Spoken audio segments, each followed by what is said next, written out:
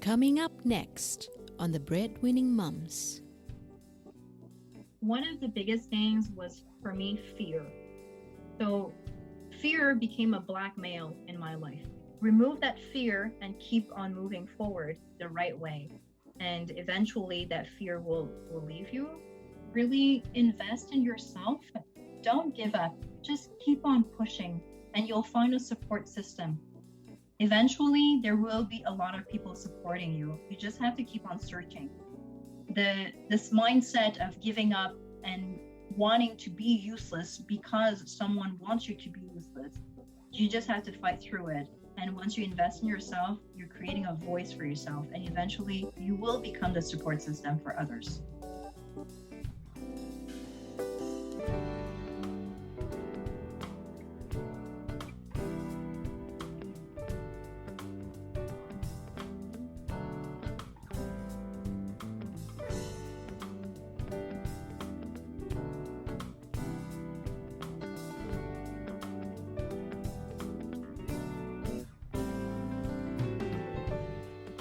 Welcome to the show. I'm Jane Lim. On the Breadwinning Mums podcast, we debunk the myths of working mums, cheer each other on, and show the world that it's okay to be a mum and still pursue excellence in your chosen area of expertise. Today we're chatting with Samie Ly, a fellow breadwinning mum with 2 children, Emmy and Dean. Samie is a professor at Concordia University and the co-founder of Innovatank. Samie shared with us her life story about growing up in Montreal, juggling 4 different jobs whilst completing her degree, and finally living her dream life with her partner Stavros and their 2 children. Here we go with Samie Ly.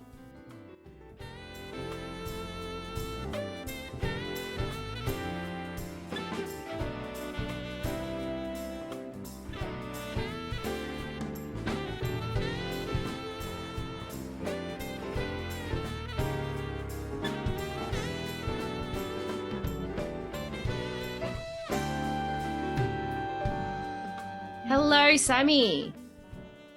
Hi, Jane. Can you tell us a little bit more about yourself, please? Absolutely. Where do I start? From the very beginning. 3 years old or from 30 years old?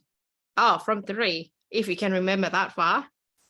I have a bit of a selective memory, but definitely I'm born in Montreal.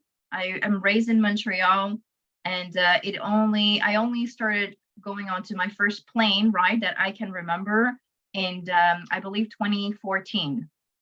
Oh, So wow. that was my first trip to Calgary, and it was really funny because the dean of University of Calgary was laughing at me and saying, "This is your first plane ride? Seriously?" Yeah.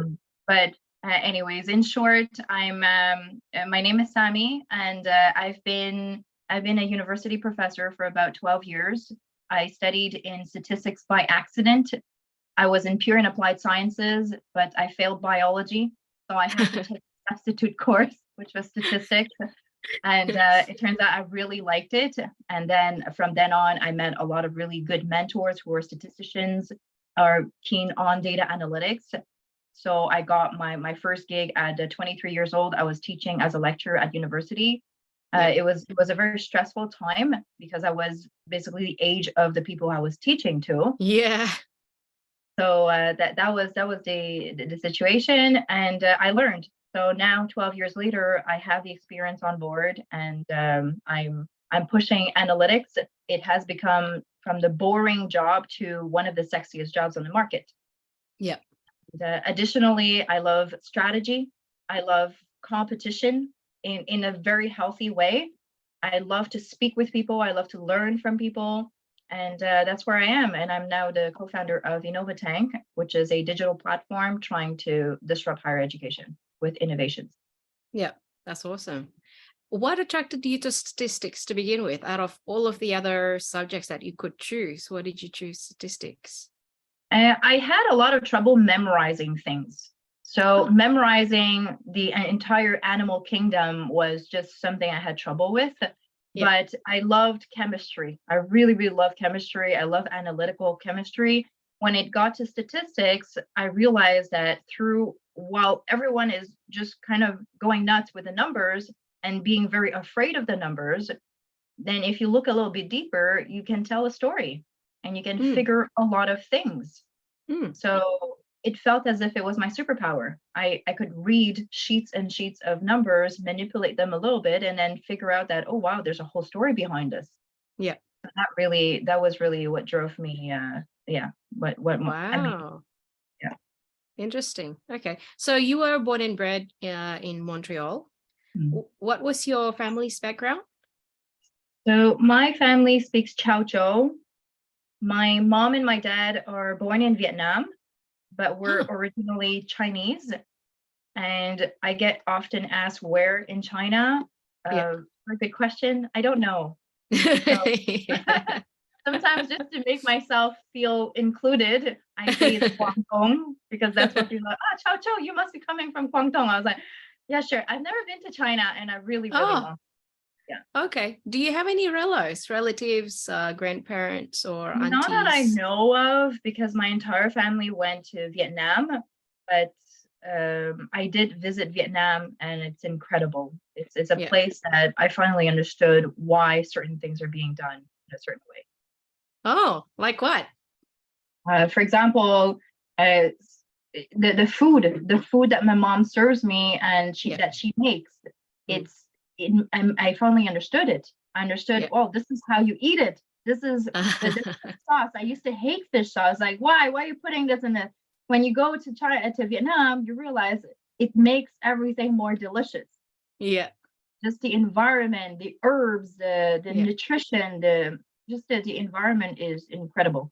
Yeah. So that's have you heard of the term third generation, or not third generation, sorry, third culture kid? Third culture kid? No, what is it? So when you are of a certain heritage and then you are either born or grew up in a different culture, and then you move on to a different culture again. So it's almost like your family's heritage is from China, and then your parents moved to Vietnam, and now you're in Canada. Yeah. It's like the transition. And now your kids are of, a mix of those cultures. My kids have a complicated life. They are half Greek and half Chinese. I would say rich rather than complicated. Okay, so currently you're teaching at Concordia, but you're also a mom, right? Can you tell us a little bit more about your personal life? Absolutely. I'm a mom of two. I have a 3-year-old and a 1-year-old. They're turning 4 and 2. So it's really not that bad. But during COVID, it was extremely difficult. I had Emmy. So Emmy's my first daughter. And 9 months in, COVID started hitting. So we were isolated. And Dean's time completely passed. We just completely forgot about different milestones because we were so isolated. So I was pregnant and I was taking care of Emmy. And that was a lot to juggle because we were starting our company. I was also teaching 10 courses instead of the usual 3. 10 courses. Wow. Yeah. Okay. It was online. There was a lot of management, but because some teachers I had to replace, they caught COVID, they were sick. Some other teachers just needed to retire or needed to take a pause. So the institutions needed people to help out, and I was like, okay, I'll help out, and that's what I did. Yeah. Wow. So how did you juggle all that? Did you have help, or did staff just look after the kids while you were teaching online? Or that was pretty much it. That was tag. He was upstairs and I was downstairs, and we would just manage our time really well so that we don't have overlapping courses. Yeah. Okay. All right. So obviously you're married to Stavros, who's also a fellow academic, and now the co-founder of Innovatank. How has life changed for you between the first time you got together until you got married and now building a company together with kids in tow? Absolutely. I met Stavros in my MBA. I just started my MBA and he was finishing his MBA. There was a common course. It was a selection for case competitions. So they were selecting, I think, 12 people to be part of this course, and then these 12 would go on to compete in different competition, including the NBA ICC, the Haskell 24-hour, and I believe there was another one. And then when I was interviewing, I saw this guy who was wearing a pink shirt. So always a good sign. I saw two of my friends, and I was like, "Hey, how are you? Do you want to be my mentor?" I just said it as a joke. He's like, "Oh, okay." So he agreed to be my mentor. I don't think he knew what he was getting himself into, but I was like, perfect. And then I walked into my interview. The story is actually quite funny. I walked into my interview. I did my thing. He did his thing, and afterwards, we found each other on Facebook. We were supposed to meet in December for a supper, but I ditched him because I was too busy. Okay. So we met afterwards, I think in March, to be selected for the September course. Then I got out, and he messaged me. He's like, "Hey, how are you? Don't be discouraged if you don't get selected, because it was my first semester in the MBA, and usually it's the third years who are getting selected." Okay. So he told me, he's like, "Don't despair. You can keep on going and keep pushing." And I was like, yeah, I'm going to keep on going. And one day I received an email that I was accepted, but I didn't see his name. I didn't see his name on the list. Yeah. And then turns out his name was Love. His name on the email was Love Learning Science. And Okay. I was wondering, who is Love? Yeah. Who is Love? And then he messages me. He's like, "Hey, you got in. Congratulations. I got in too." I was like, "But I don't see your name." He's like, "I'm Love Learning Science." I was like, "Oh." And so love began.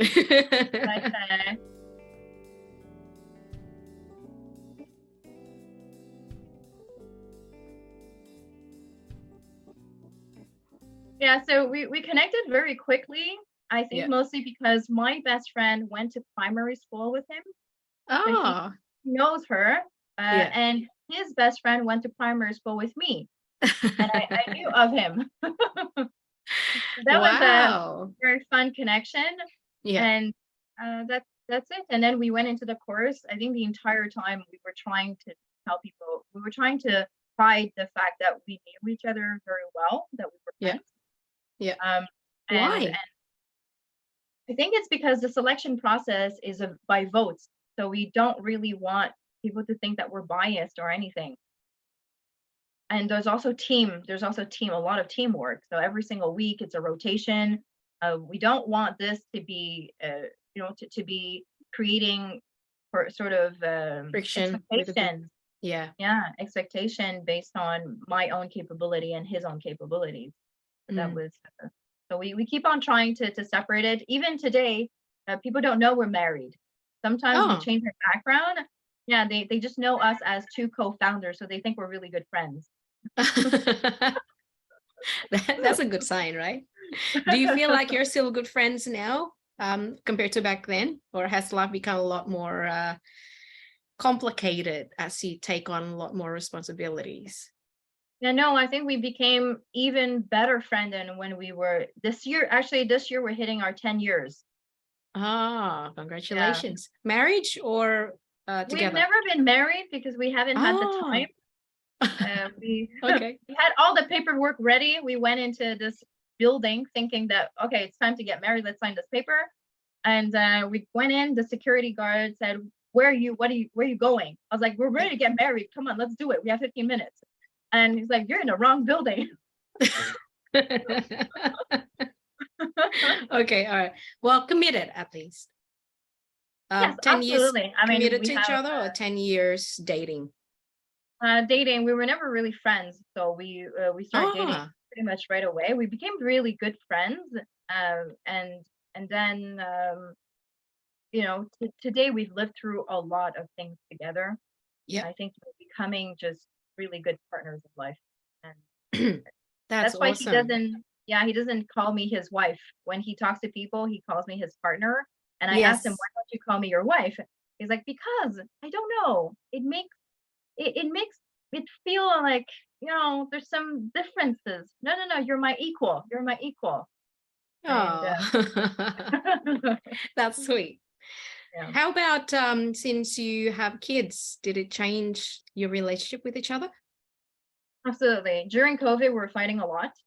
Absolutely a lot. I mean, there are lows and there are highs, but at the end of the day, we have the same values in life, and that's what keeps us really on point. After COVID, well, I wouldn't say after COVID, and now that we're seeing more people and we're less isolated, we're realizing the values that we've grown during those 3 years. Mm. It was In tough. what way? During COVID, you meant? During COVID, it was really Yeah. tough. We had 2 kids, so I was pregnant, teaching a lot of courses. He was also teaching a lot of courses, and we didn't have any help in that sense. So it was either him taking care of the kids or me taking care of the kids. We didn't have a break, and we were in each other's faces all the time. Yeah. There are fights. I don't remember any of the fights. There was nothing important. It was just you didn't clean the dishes. I told you to clean the dishes. It's a mess. Things like that. Yeah. But you need fights to realize, to realize certain things. You need to pick up. Communication is one of the biggest. Yeah. Okay. Interesting. So you were talking just before about teaching when you were 23, when you were still at the same age as your students. How was that experience, and how did you overcome that? I think I was just being overly prepared when I heard it was actually an accident, in a sense, as my mentor asked me after my master's, do you want to teach statistics? And I said, he was mumbling. He said, oh, TA something. So there's a word which is limited term appointment, which is a lecturing position. It's not a professorship because I do not have a PhD, so I was lecturing. And I understood TA, which is teaching assistant. And I had just finished my master's. Like, sure, I don't have a job yet. I'm still looking, so I will take it. Then first day of work, I realized, and when I received my contract, I realized that it was actually a lecturing position. I said, I'm going to be the actual teacher. I was expecting teaching 30 people. I didn't expect teaching 120 at a time. That was very stressful. And I'm not the biggest public speaker. I'm definitely not that person. I'm always the one hiding in the food area, if you mean a networking. So I just went in. I had 2 weeks to prepare myself. I went to a lot of teaching seminars. There were a lot of teaching seminars available. I went there. I met teachers who have used actors in their classrooms to mimic rebellion. That was incredible. So you walk into this classroom, a teacher is teaching, and then all of a sudden there are these 2 troublemakers with their cell phones making noise. And the teacher used them as an example, and they were really rebellious. The teacher said, get out, get out of my room if you're not going to respect everybody. And they were creating chaos, and the teacher was dealing with it. At the end of the seminar, we realized that those 2 were actors. And I was like, that was brilliant. That's so cool.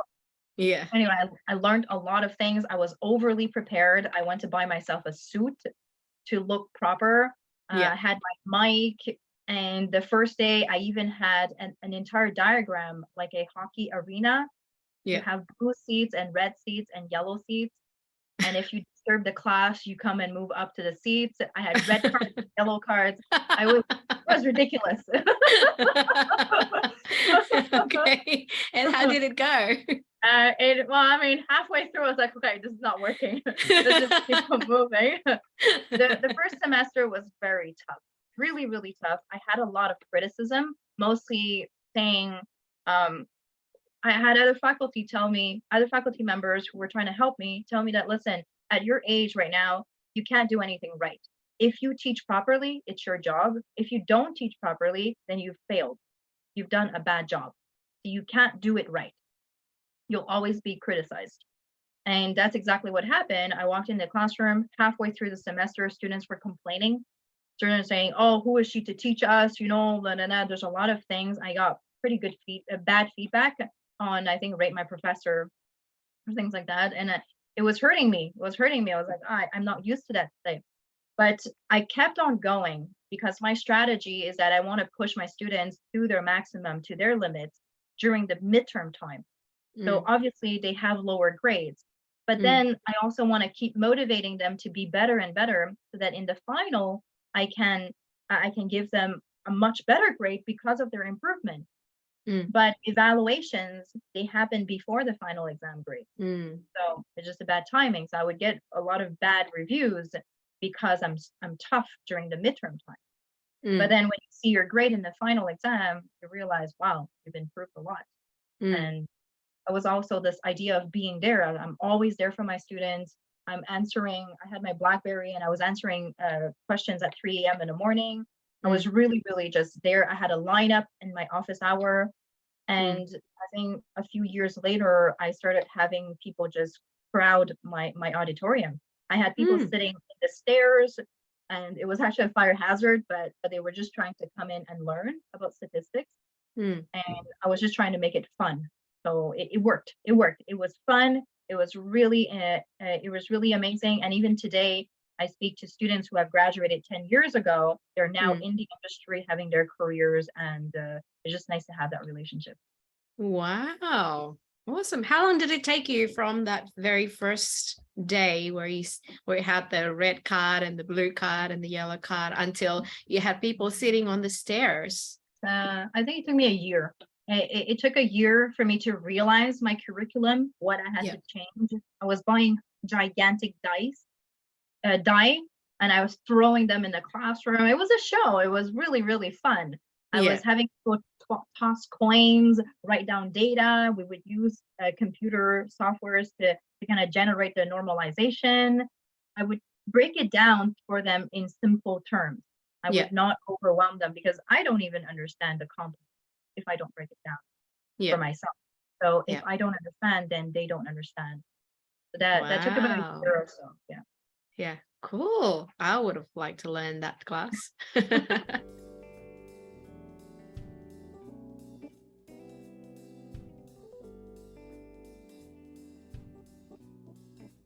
Take us back to the young 3-year-old Samie. What was the young Samie like?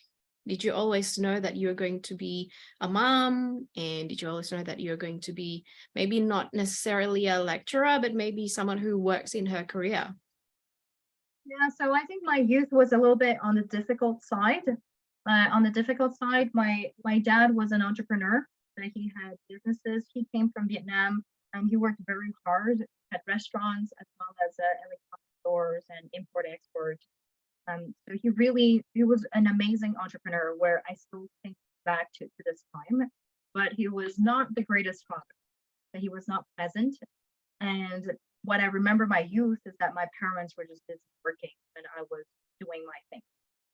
So I was being thrown in a lot of programs just because they didn't have time for me.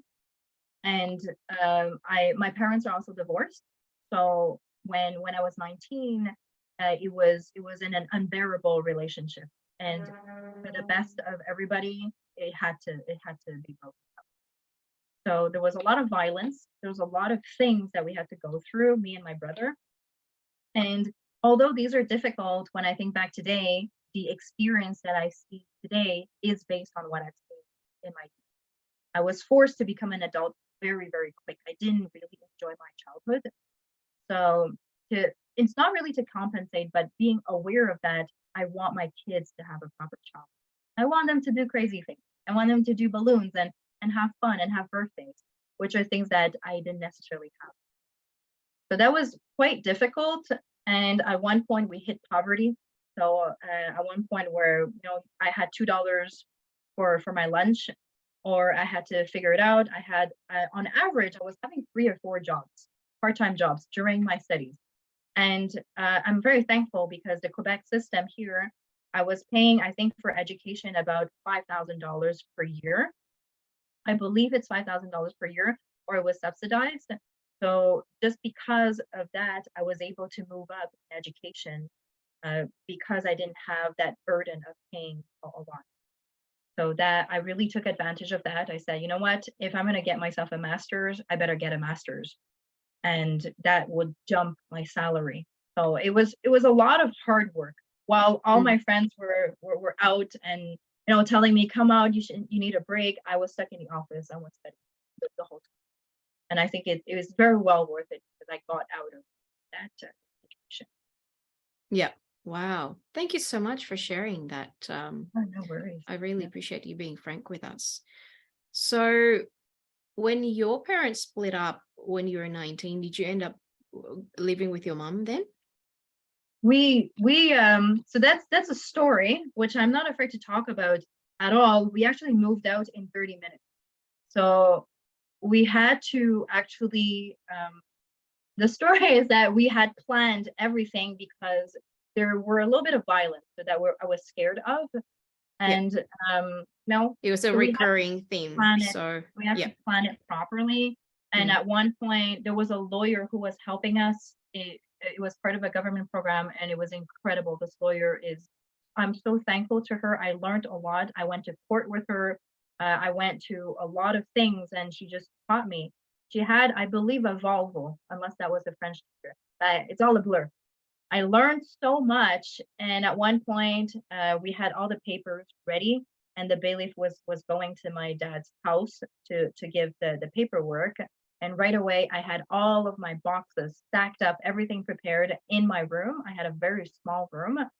And in 30 minutes the next day, we had a moving truck. My aunt, my uncles, they all came. I called up a few of my friends and we moved out in 30 minutes.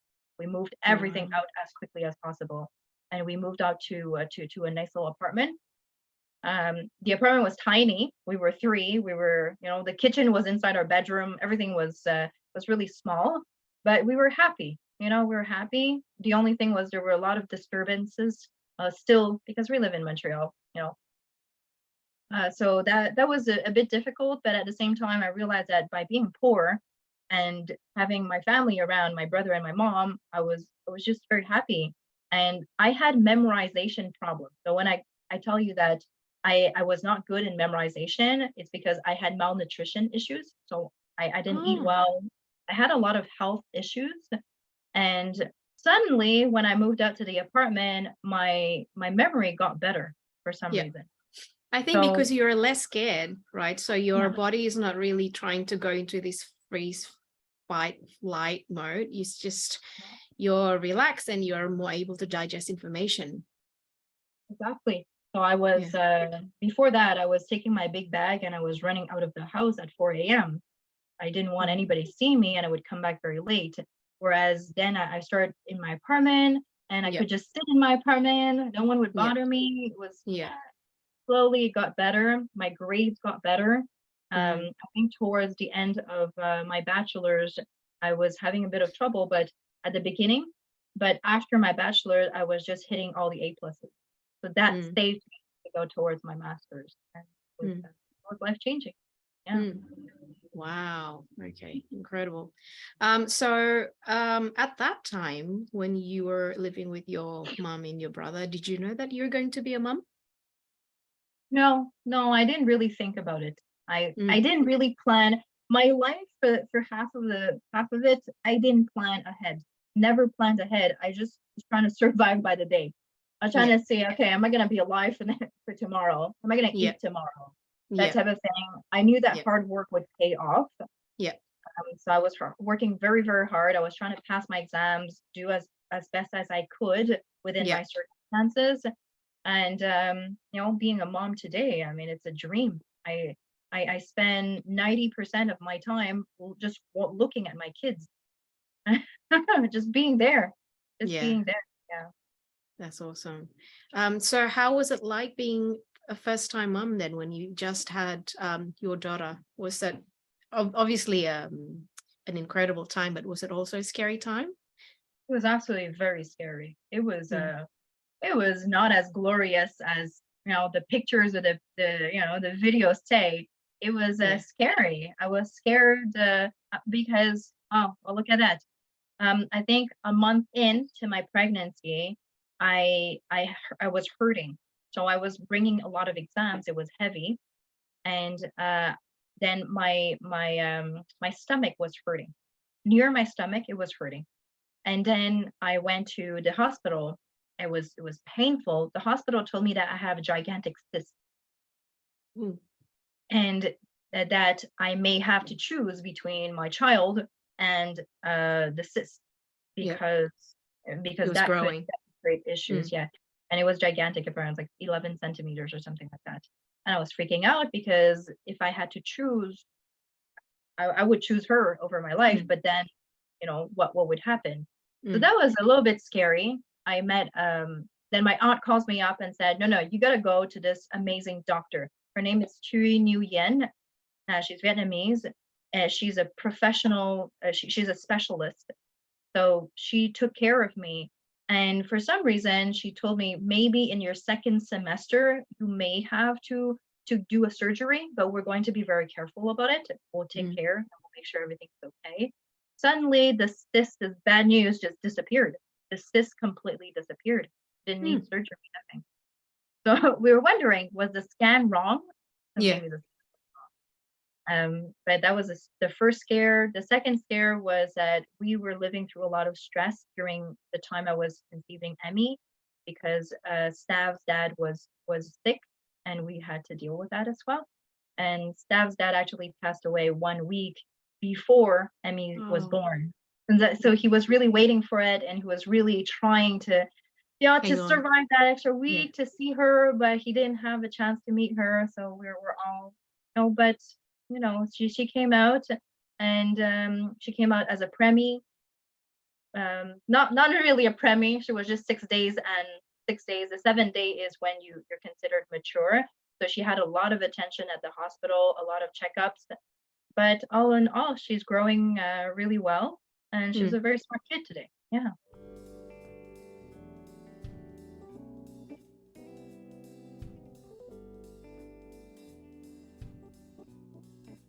Did it bring flashbacks to your own childhood? And I guess sometimes parenthood gives you almost a second, not almost, I'm pretty sure we are trying to fix our parents' mistakes with our own children, right? So did it bring some flashbacks and made you feel like, okay, this is what I'm going to do right this time? Yes.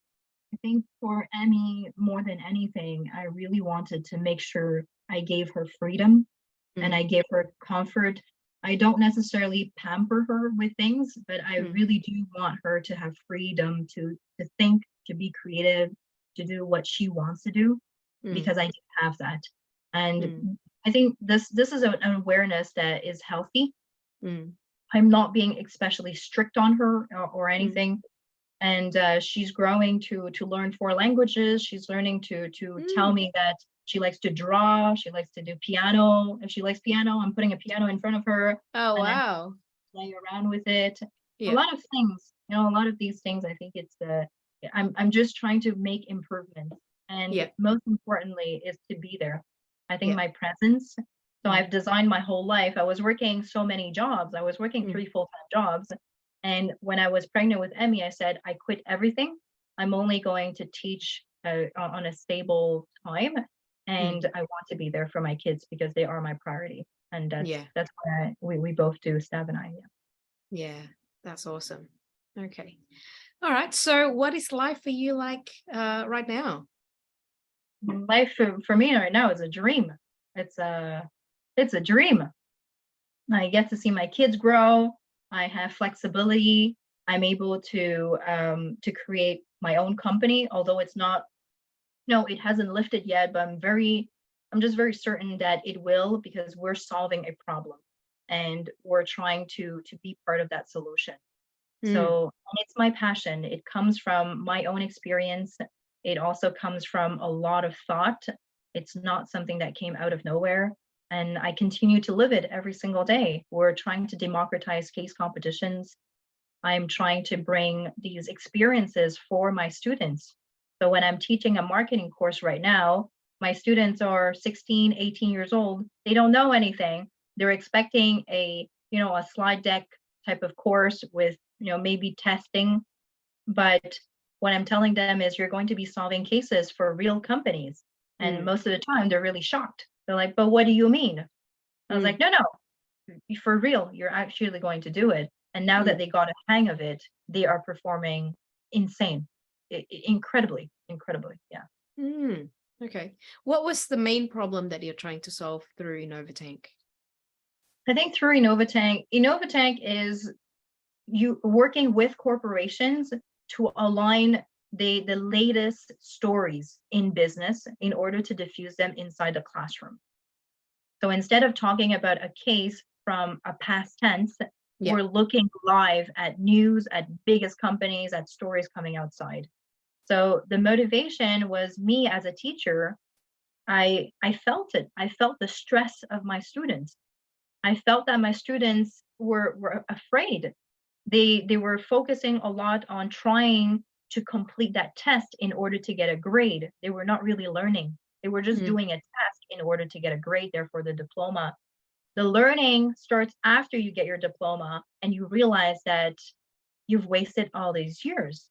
So it was the same thing. When I graduated from my PhD and I started doing working on Innovatank, I realized how much time I could have saved by working as I was studying. So imagine you're in a business program and every single course that you're taking, you're actually doing a little internship or a little consulting gig for real companies as you move along. That would have given you a lot of real life experience that transitions towards your career. So that was bothering me quite a bit.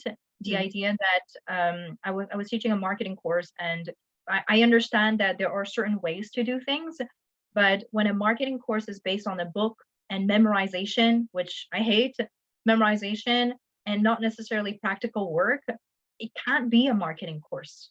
It can be a biological, like a biology course, but it can't be a management or a marketing course. It has to be practical. Yeah. That's really the motivation. Yeah. Okay, interesting. I can totally relate. I was doing a marketing subject this time last year, and it was based on early 2000, I think. And I just thought it's not really relevant, especially after COVID. COVID is a complete game changer. Yeah. So the way we do things have completely changed. Okay. All right. Well, good on you. So how are you currently juggling work and family lives? I'm just doing it by passion. So I do have certain structures. I use my calendar a lot. I try to automate as many things as possible. So a lot of automation. I have breakfast with my kids in the morning.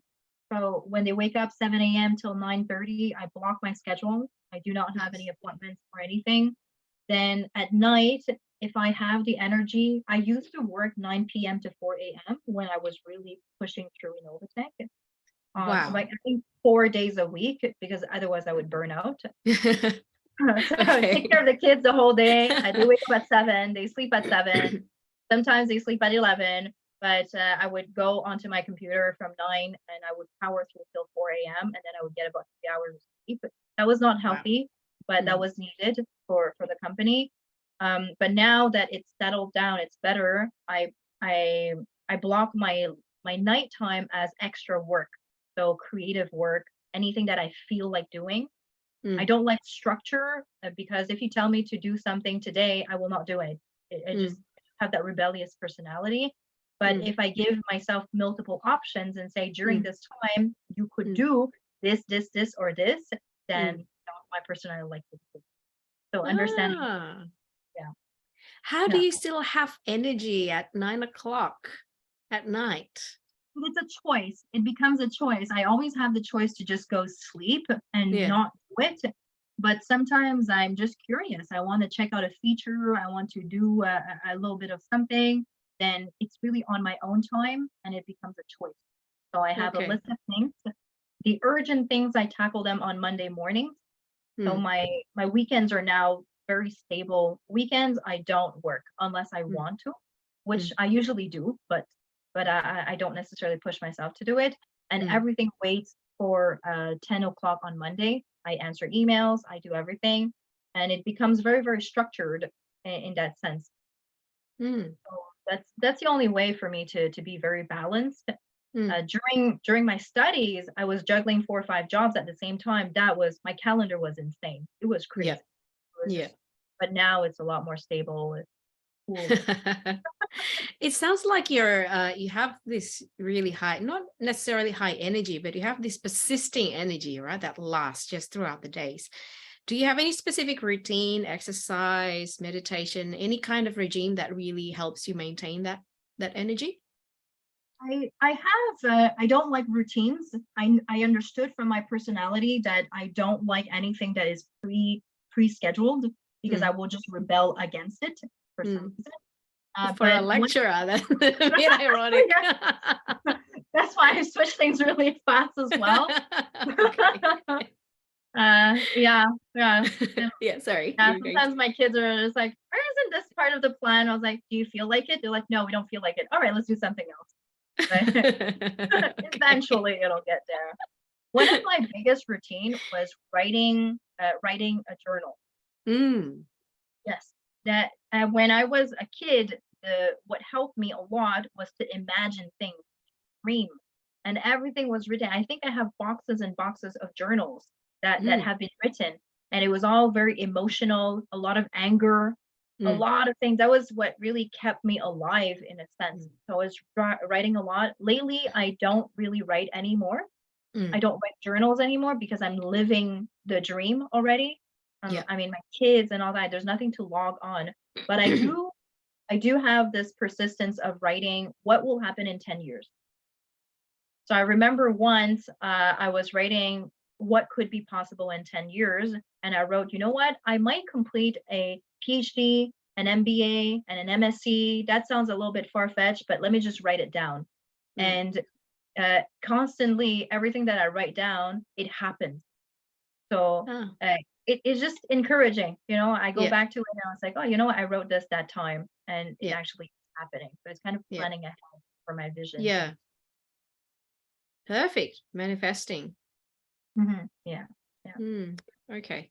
If you could give yourself, your younger self, one tip, I guess to a time when you're still a teenager and you're going through a lot of turbulent times at home, challenging times at school, what would you, knowing all of the wisdom that you have now, what would you give your, say, a 15-year-old Samie? I would say one of the biggest things was, for me, fear. So fear became a blackmail in my life. So for example, I may take your mom to jail, or, I may torture your brother, or, things like that. It's always that type of fear that blackmails me. I don't have the heart for that. And even today, when someone tells me you could lose your job if you don't do a certain thing, I said, screw you. Seriously. Let's just remove that fear and keep on moving forward the right way. And eventually that fear will leave you, because I think a lot of moms have that fear because you're juggling a lot of things and your situation may be a little bit different. And when there's a fear that your job, you may lose your job, that's a big deal. It's a big threat that makes no sense. So know your worth. You're really good. And if you lose that job, it means that another one is in front of you, and a better place. You will be in a better place.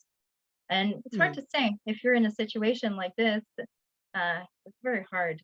But knowing what I know today is that just keep on investing in yourself, know your worth. And if someone threatens you for something that doesn't make sense, just ignore them, just keep on moving forward. Yeah. It's always a better place. Yeah. Or even if you have the energy, I guess, or the tact, talk back, right? Stand up for yourself and say, no, that what you're saying is not true. Just call out the lie, I guess. Exactly. I think being outspoken sometimes becomes something that women don't necessarily have I'm not going to say courage, just don't want to do it, because there's so many people will start, shooting at you. Yeah. Sometimes silence goes a longer way, but sometimes it's good to be outspoken and call it out. You just have to find support. Yeah. Okay, awesome. What's your alpha mom song? So you have a lot of demands coming from work, your kids are sick and you don't feel well yourself. What one song do you play on the back of your mental mind to make it through the week? Oh wow. I do have one song. and it's very funny because I'm not really that religious. It's from the Michelle Obama movie, the first song. It's a God Like You by Kirk Franklin. Ah, nice. Yeah. I'll check it out. Thank you. All right. Well, Samie, thank you so much. It's been a really insightful chat with you. Thank you for sharing your life story so frankly. Just, I guess, before we close, do you have any last tip for all women, daughters, wives, sisters who are dealing through turbulent times in their family life? If there was one thing that they could take away from this conversation, what would that be? I would say really invest in yourself. Don't give up. Just keep on pushing and you'll find a support system. Eventually, there will be a lot of people supporting you. You just have to keep on searching. This mindset of giving up and wanting to be useless because someone wants you to be useless, you just have to fight through it. And once you invest in yourself, you're creating a voice for yourself. And eventually, you will become the support system for others. That would be my tip. Awesome. All right. Thanks, Samie. Thank you so much, Jane. Thank you for having me. Pleasure. See you then. Bye-bye.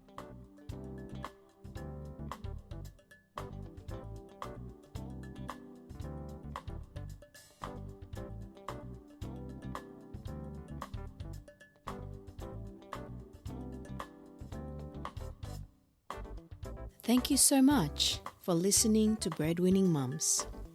Please subscribe and leave us some feedback so we can continue to make the show better for you.